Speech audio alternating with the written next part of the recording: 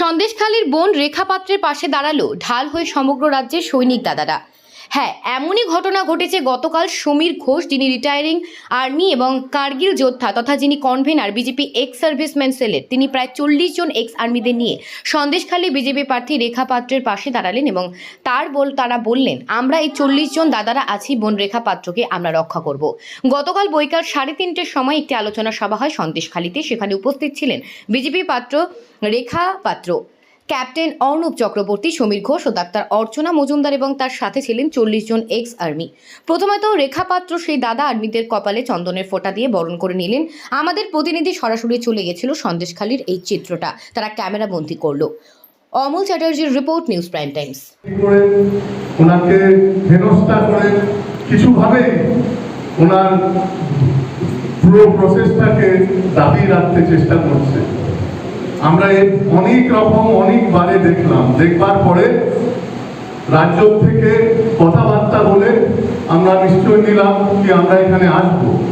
আমাদের আসবার কিন্তু 3টে মাত্র ক্লিয়ার কাট রেজাল্টেরই আছে। এক, আমরা রেখা পাত্রর সাথে দাঁড়িয়ে আছি, দাঁড়িয়ে থাকবো। দ্বিতীয়ত, যখন বোন মেনেছি, আমরা সবাই আজকে 30 জন, কালকে 300 জন, কালকে 3000 জন, আমরা এখানে 2 লক্ষ এক্স সার্ভিসম্যান স্টেটে আছি। এটা কিন্তু সবাই মাথায় অশুভ শক্তির বিরুদ্ধে চলেছে। আপনারা দেখেছেন কি লড়াইটা করতে হয়েছে আমাদের ভাই, কিন্তু বেকরে কোনো সাপোর্ট ছিল না। আজকে আমার বোনের কিন্তু পিছনে প্রচুর সাপোর্ট আছে, আপনারা দেখতে পাচ্ছেন। পুরো ভারতবর্ষ কিন্তু আছে। উনি শ্রী নরেন্দ্র মোদী কন্যা আর আমাদের বোন। কারো শক্তি আছে, কোনো অশুভ শক্তি আছে নাকি নাশ করা? কোনো অশুভ শক্তি নাকি নাশ করতে পারবে? সবাই নিশ্চিত পশ্চিমবাংলার অশুভ শক্তির বিনাশ হবে এইখান থেকে, এই সন্দেশখান থেকে।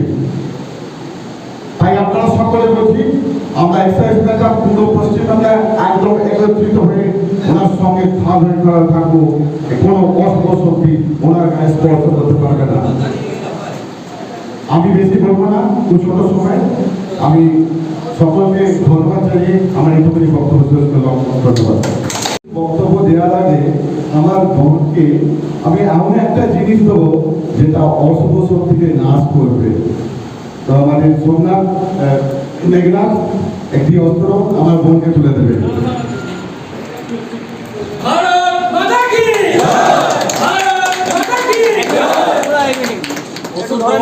জয়।